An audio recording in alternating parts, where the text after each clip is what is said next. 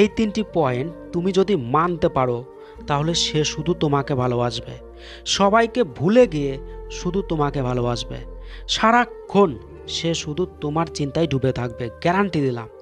তাই খুবই গুরুত্বপূর্ণ ভিডিও, অবশ্যই ভিডিওটাকে কাজে লাগাও।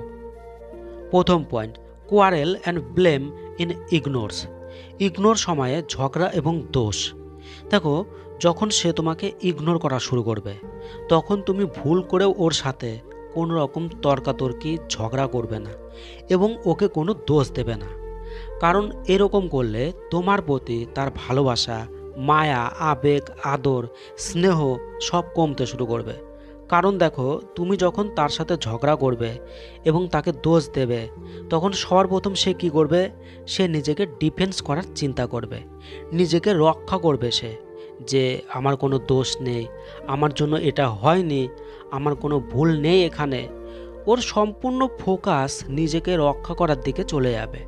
তোমাদের সম্পর্কটাকে সঠিক করার কথা তখন তার চিন্তা ভাবনাতেই আর আসবে না, যে এরকম করলে সম্পর্ক যে আরও খারাপ হবে এর কোনো পরোয়াই আর সে করবে না। তোমার সাথে তার যে ইমোশনাল ফিলিংস যুক্ত আছে না, সুখ দুঃখ আবেগের যে একটা বন্ধন যুক্ত আছে, সেইটা ছিন্ন হয়ে যাবে তখন। আর তার জন্যই তার জীবনে তোমার যে প্রয়োজন সেই অনুভূতিটাই তার বন্ধ হয়ে যেতে থাকবে।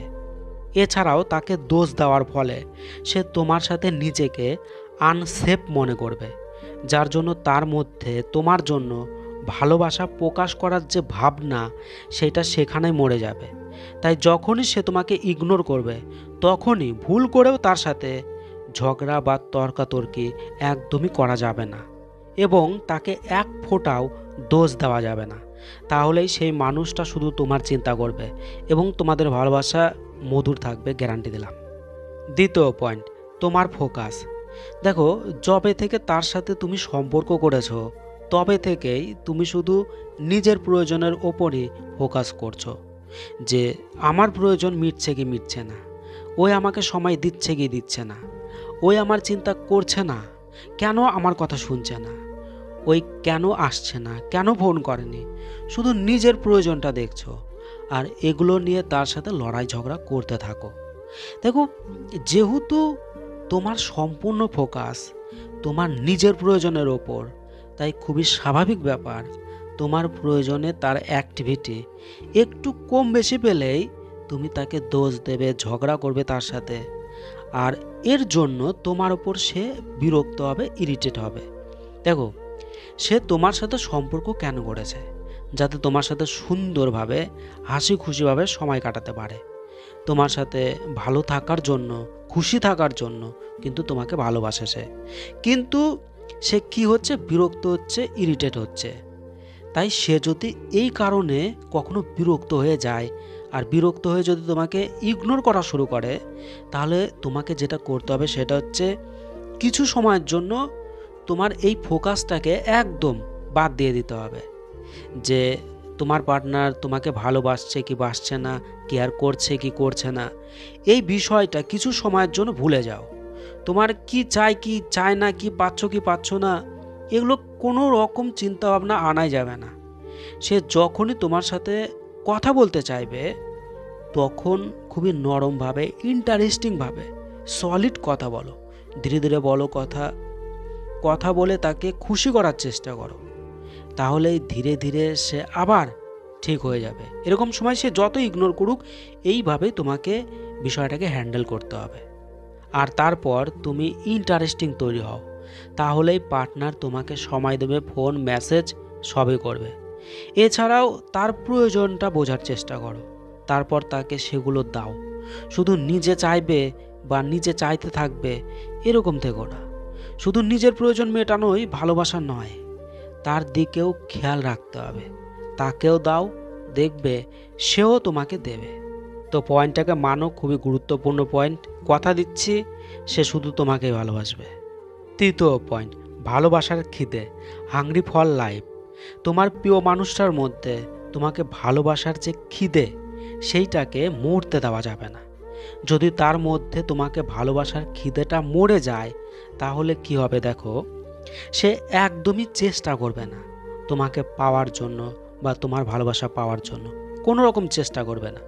তুমি কথা বলো বা কথা না বলো, তুমি তার সাথে থাকো বা না থাকো, তুমি ছেড়ে দেওয়ার হুমকি দিচ্ছ, তবুও ওর ওপর কোনো প্রভাব পড়বে না, ওর কোনো যায় আসবে না, কোনো চেষ্টাই সে আর করবে না। সে ইমোশনালি ডিসকানেক্ট হয়ে যাবে, তোমার থেকে ইমোশনালি ডিসকানেক্ট হয়ে যাবে।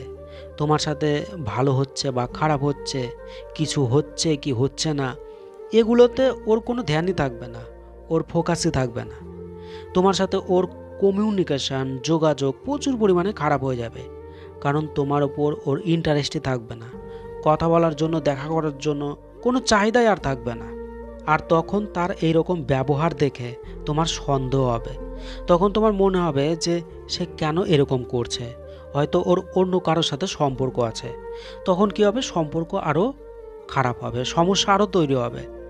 এছাড়াও ওই তোমার সম্পর্কে পজিটিভ কথা কিন্তু আর বলবে না, তোমার সম্পর্কে ভালো ভালো কথা আর বলবে না, তোমার সম্পর্কে আরও খারাপ বলবে, তোমার ভুল ধরবে, তোমার কমতি খুঁজবে এবং সেগুলো বলবে তোমাকে।